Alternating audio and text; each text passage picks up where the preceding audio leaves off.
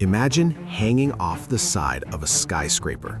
No ropes, no gear, just your fingers. 60 stories up. Sounds like a video game? This guy did it, repeatedly. Meet Alain, the real-life Spider-Man. He's climbed over 150 skyscrapers, including the tallest building in the world, all without safety equipment. He's not a daredevil with a death wish. He's a strategy machine with nerves made of solid steel. So why risk your life over and over again? Because he says, that's when I feel most alive. Okay, Alain, calm down. Let's go back. Alain was a normal French kid until age 12. Then he got locked out of his apartment and free climbed the building to get back in. And just like that, he discovered he was good at this. Really good. By his 20s, he was solo climbing cliffs with no rope, until disaster struck. He fell 15 meters, fractured wrists, elbows, pelvis, nose, skull. Doctors said he'd never climb again. So what did Alain do? 6 months later, he climbed again, because he's either superhuman or allergic to hospitals. Over time, buildings replaced cliffs. They were taller, smoother, and totally illegal to climb. Perfect. Let's talk stunts. He climbed the Eiffel Tower. No permit, just hands and feet. Petronas Towers in Malaysia, 88 stories, vertical metal, humid air. Still, no ropes. How'd that go? He got to the top, then got arrested. He smiled in the mugshot. He's also climbed Empire State Building, Sydney Opera House, Golden Gate Bridge, just for fun.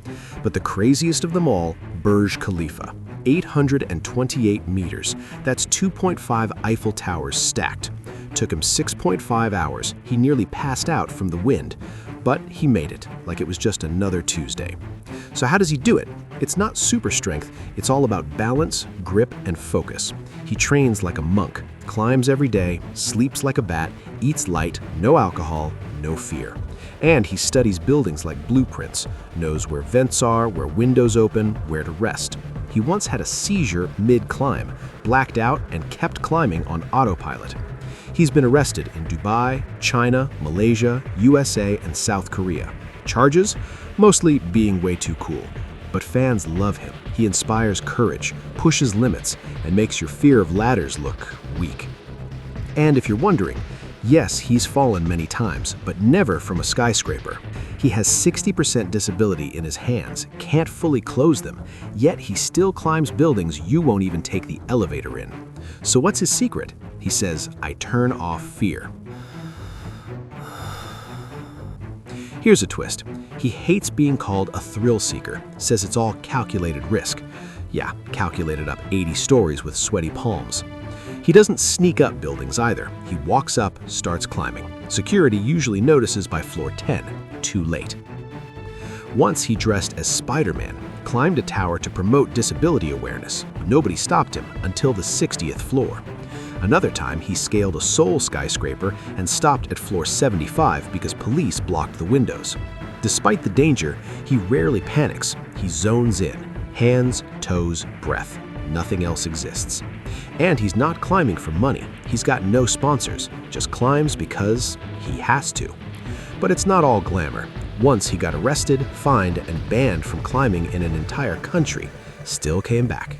His hands scarred, his feet calloused, his spine slightly curved from all the climbing stress. Still, at age 60 plus, he's still climbing.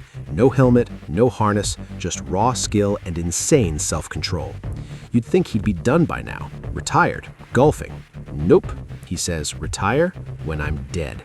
Even other pro climbers say they wouldn't do what he does. Too risky, too exposed, too crazy.